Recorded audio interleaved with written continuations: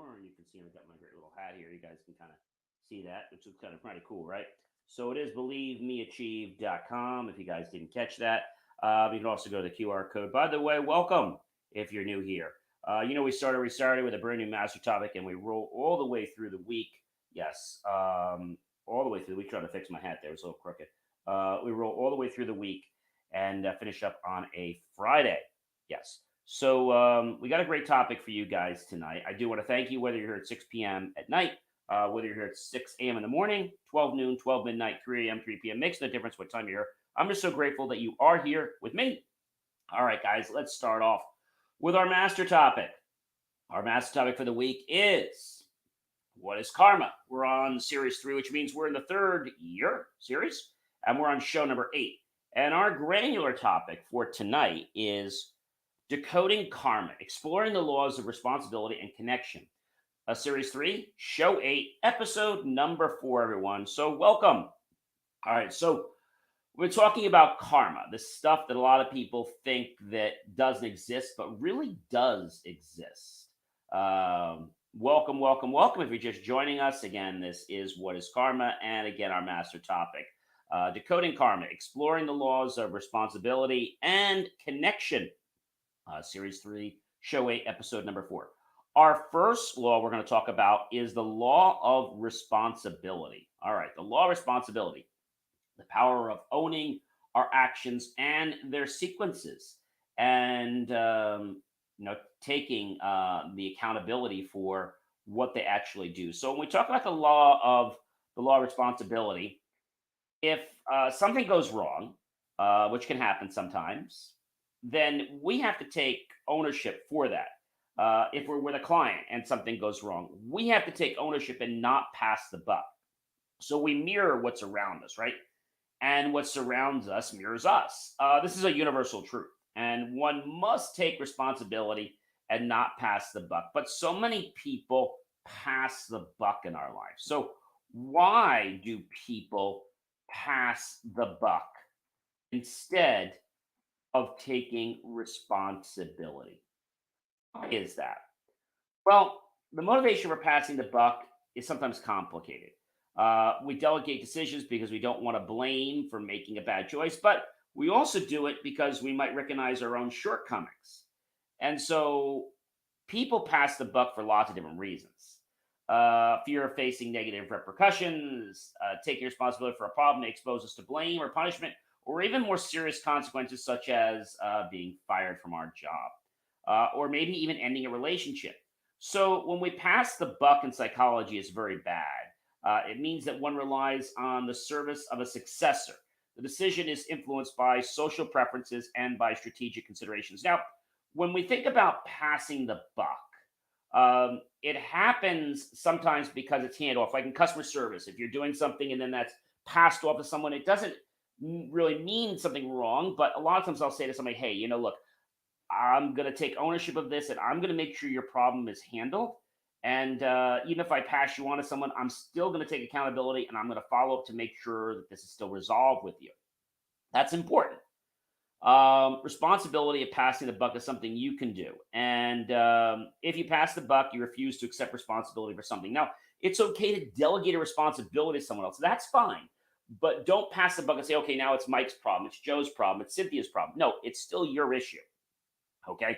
Just because you passed it means that maybe somebody's going to help them, but you're still going to make sure that they do what you promised. Because if they don't, that's not good. So you want to make sure, like, look, I'm going to send this over to our customer service team, or I'm going to send this over to our admin team. I don't have access to this. However, I will be following up with you in 24 hours to make sure your issue's been resolved. If not, feel free to get back to me. Here's my direct number, blah, blah, blah, blah, right? When we talk about passing the buck, it's usually about the fact that I don't want to take blame and I want to just move it to someone else, right? Because if I pass the buck, then I'm probably out of the loop. But that's really a bad thing because I'm not ever out of the loop. I'm just trying to deflect the responsibility that I really should be taking for myself. That is probably the most important thing that I can share with you guys. All right. So the next law I want to talk about is, before we go on, everybody understand, the law, obviously the law of responsibility. Understand the power of owning our actions and their consequences. That is very, very key, ladies and gentlemen.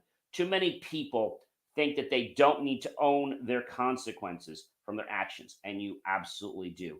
That's what dictates the character and makes us a great person. All right, number two, the next law that I want to talk about tonight is the law of connection.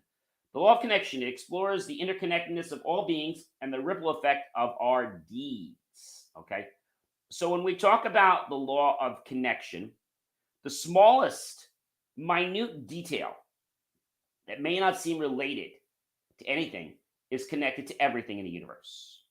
That means what I'm talking to you about now, that fly on the wall, or even the temperature outside is all interconnected. Each step will put us forth onto something. So someone must do the initial work to get a job done. Neither the first step nor the last are more significant. They are both needed in accomplishing the step. So if you're going to, let's say, ride a bicycle, let's talk about this. This is probably a very easy one. So, what are the steps to learn how to ride a bicycle? What are those steps? First, get on the bike, hold the handlebar and squeeze the brakes. Stop by using both brakes. Learn how to use your brakes before you start riding. Learn to balance without using the pedals. Get on your bike and scoot along using your feet to push off the ground. Steer the bike where you want to go and start off and pedal. Now, every one of those things is directly related and interconnected. That is the most important thing to understand. But when we don't understand that, it's like we feel that we're in this asylum where nothing's connected. And if nothing's connected, then how do we ever move forward? Neither that first step or nor the last step is the most important. They are all important. How about let's talk about baking, okay? What are the steps to bake a cake? What are the steps to bake a cake? So you prepare the pan. You start by turning on your oven and setting it to preheat a temperature, usually 350 or higher, depending on what you're making. Maybe cream the butter and the sugar. Combine the dry ingredients, combine the other ingredients, add the batter to the pan, make the cake, cool and frost. Now, every one of those steps is seemingly minute, but they're all important. If you forgot to set the oven at 350, well, that could impact whether your cake is baked not enough or baked too much. If you didn't cool before you frosted, well, that could be a big problem because then the icing wouldn't go on right. So let's talk about so what happens if you ice a cake that is not cool? What happens? Um, so a chilled cake is essential before applying any frosting.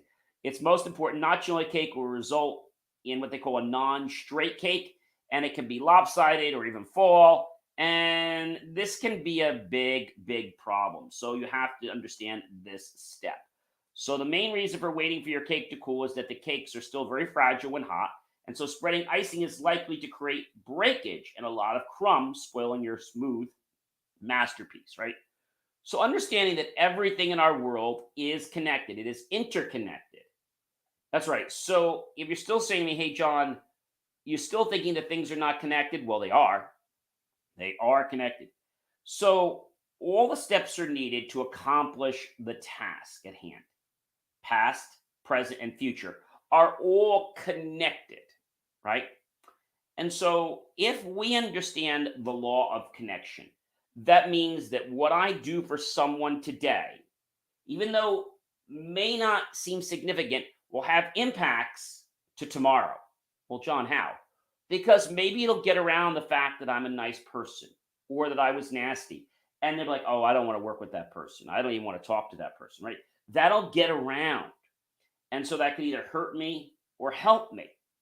So realizing that your words, that your actions, they are basically the lifeblood of community, of relationships, of businesses. So understanding right now that it's about you and it's about the fact that karma is not something we just, think about and it's done.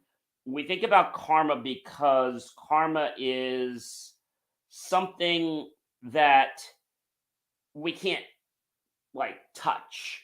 We can't see it. But a wise person once said,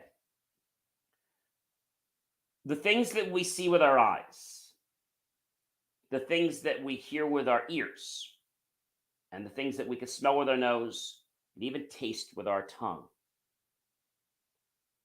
are not even as significant as one of the most important things in our life, which is the way things have made us feel. That's pretty remarkable, right? So, our feelings are something we're going to remember forever. Our feelings are something we're going to remember for other ever, and other people are going to do that as well. Other people are going to remember how we treated them. The law is very very important, right? The law of connection. Everything in your life is connected. Who you are today is a result of your previous actions, and who you'll be tomorrow will be the result of your actions today. But if you're saying, hey, I don't care, well, if you have that kind of an attitude, then you're going to not get very far. You're going to get thrown a lot of curveballs. So the universal law of karma is not some magical thing. It's not magical.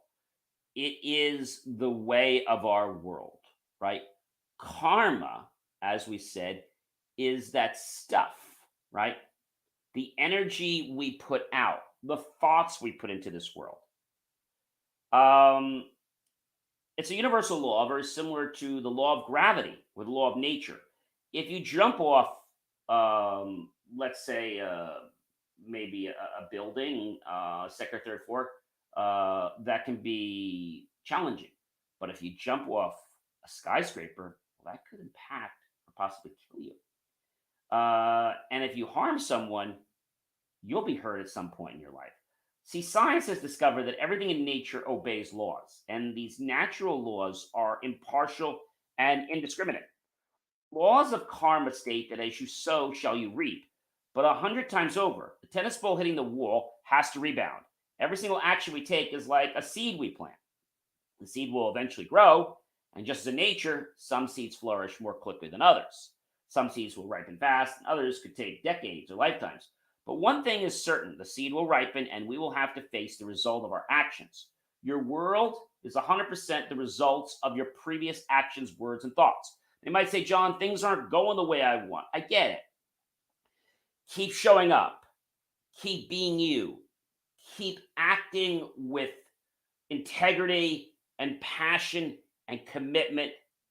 And when you do this, you keep doing it on a regular basis, you're going to find out that the world is going to open up for you. Now, it doesn't open up for you one time. If you're a baseball player and you hit a ball and let's say nobody sees it, but you keep hitting that ball, eventually a scout's going to catch you and they're going to want to bring you on the team.